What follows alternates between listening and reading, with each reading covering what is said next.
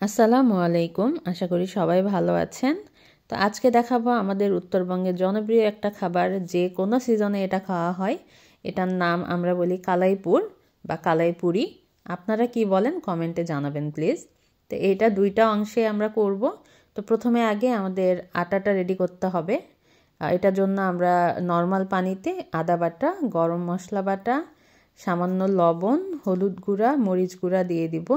দিয়ে পানিটা খুব ভালোভাবে ঘেটে নেব। নেওয়ার পর এটা জাল ধরিয়ে দেব, মানে এটা গরম করে নিব। বলক উঠাতে হবে না, অল্প গরম হলেই আমরা এখানে চালের আটা মিক্স করব।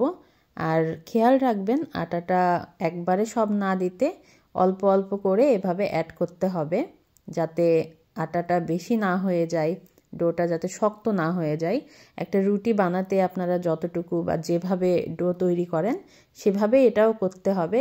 একই জিনিস, এটাও রুটি হবে, শুধু এখানে মশলা অ্যাড করেছি, এই যা, মানে এইটুকু ব্যাপারই আলাদা। তারপরে ভালোভাবে এটা মাখানো হয়ে গেলে আমরা রুটি বেলা পেরাতে এটা নিয়ে নিব। নিয়ে সামান্য পরিমাণে আটা দিয়ে দিয়ে আমাদের ডোটা রেডি করে নিতে হবে।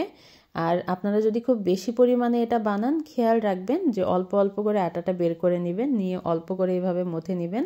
বাকি আটাটা একটা পাত্রে ঢাকনা দিয়ে ঢেকে রাখবেন, যাতে বাইরের বাতাসটা ভেতরে না যায়। আর আপনারা যারা এগুলো বেশি করে বানান, চাইলে তারা এগুলো ফ্রোজেন করেও রাখতে পারেন। পরে যে কোনো সময় বের করে করে বিকেলে নাস্তার সাথে বা গেস্ট আসলে আপনারা এটা সাথে সাথে ভেজে দিতে পারেন। এটা ফ্রোজেন করে অনেক দিন পর্যন্ত রাখা যায়, একদমই নষ্ট হবে না। তো এবার এটাকে আমরা রুটি বেলে নিব। বড় একটা রুটি বেলতে হবে এটা দিয়ে। তারপর এটা থেকে আমরা একটা গ্লাস দিয়ে ছোট ছোট করে রুটি কেটে নিব। তো খেয়াল রাখবেন আটাটা যেন খুব বেশি না হয়ে যায়, মানে যে আটা দিয়ে আমাদের বেলতে হবে সেটা আবার বেশি হয়ে গেলে এটা ফেটে যায়। তো অল্প অল্প করে আমরা এরকম বেলে নিব, নিয়ে এইভাবে কেটে নিব ছোট ছোট রুটিগুলান। কেটে নেওয়ার পর এটাতে আমরা পুর দিব। আর এই পুরের ব্যাপারটা অনেকের উপর নির্ভর করে। আমরা এখানে অনেক সময় হচ্ছে ছোলার ডাল দিই, ভাঙাটা, বা বুটের ডাল যেটাকে বলা হয়। অনেকে এখানে বট দিয়ে করে, যেটাকে আমরা ভুড়ি বলি। অনেকে আলু দিয়ে করে। তো যে কোনো সময় আপনার যে কোনো ইচ্ছা মতো করতে পারেন। সাধারণত কুরবানি ঈদের সময় আমরা বট দিয়ে করি। আর অন্য সময় আমরা এরকম বিভিন্ন রকম ডাল বা মসুরের ডাল দিয়েও করা যায়। অনেকে আবার আলু ঝুরি করে দিয়ে করে, সবটা দিয়েই আসলে ভালো লাগে।